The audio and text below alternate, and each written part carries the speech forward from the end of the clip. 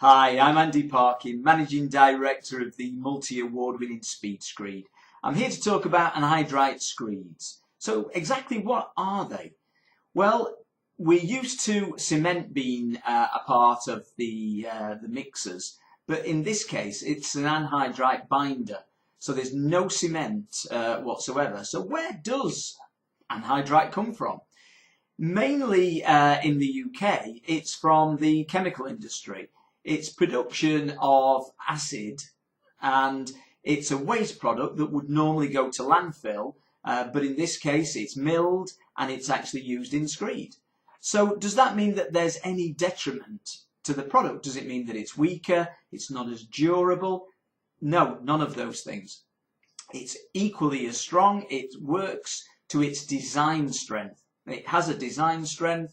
So whether your project is a 50-year life, a 100-year life, it will be suitable to meet those requirements. So what are the benefits of using this Anhydrite Screed? Apart from its eco-credibility, because if it's a recycled product, it's going to have a far less carbon footprint than a traditional cement-based product. So any product with water will shrink, but with an anhydrite screed, the shrinkage is by far less than we'd normally see in a cement-based product. So this means we can lay in larger bays because there's less risk of shrinkage cracking. The bay sizes in a traditional sand and cement should be no more than 40 square meters when you're working on a kind of an aspect ratio of a 2:1. With the anhydrite screeds, for a screed with underfloor heating in, you're looking at 300 square meters, and without underfloor heating, you're looking at 1,000 square meters. So you can see the difference. Bear in mind the aspect ratios, and if there's any restraints there, that will reduce the bay sizes from it. So how quickly can you traffic? Well, typically it's 24 hours, but you've really got to monitor the conditions. If the area where the screed has been laid is suffering from poor conditions, it could be 48 hours. In rare occasions it can be a little bit longer than that, but typically 24 hours is normally the time when you'll be able to foot traffic the screed. One of the things that you notice in sand and cement from time to time, if it's laid on a membrane or onto insulation, is that it will sometimes curl. So you get just a little bit of curling at the ends. I liken it to putting a slice of bread on the side in the kitchen and then coming back to it after a couple of days and it's all curled at the edges. Literally, that's what it's doing. The screed is drying and it's curling up at the edges. So do you need to have reinforcement with an anhydrite screed? Generally, when we put in reinforcement into a screed, it's not to make it stronger per se, but it's to reduce the potential for shrinkage cracking.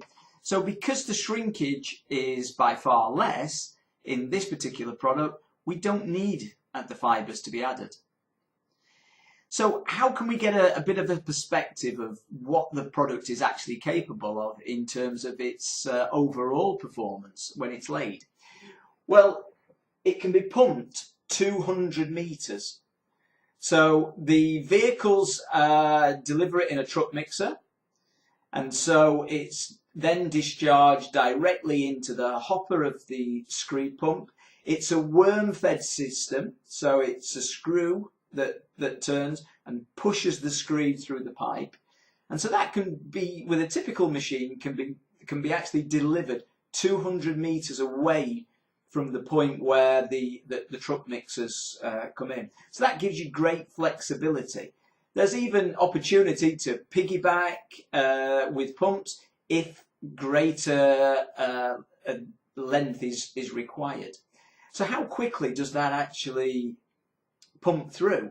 Well, typically a machine can probably discharge something like 20 cubic meters of screed per hour.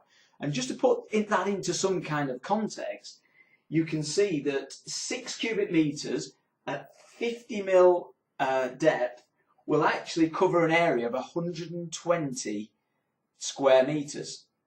So you can see that within an hour you could actually lay something like 360 square meters of screed within an hour. So the productivity is tremendous. This, of course, all depends on good preparation, everything being lasered and ready, and then you're just able to work through. There is a finishing process with the screed, so everything needs to be controlled and done correctly. Because of this great productivity, you can end up laying anything up to 1,500 square meters and possibly even more if the conditions on site are right.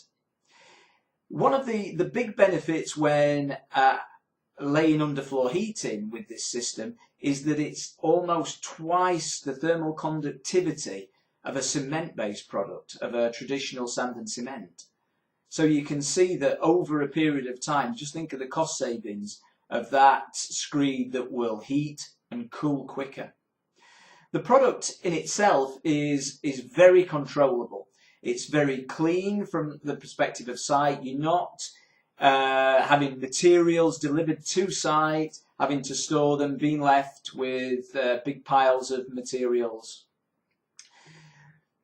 The one thing that you do have to do is you would have to clean the pipes, etc. So you do need an area for waste where the pipes can be flushed out.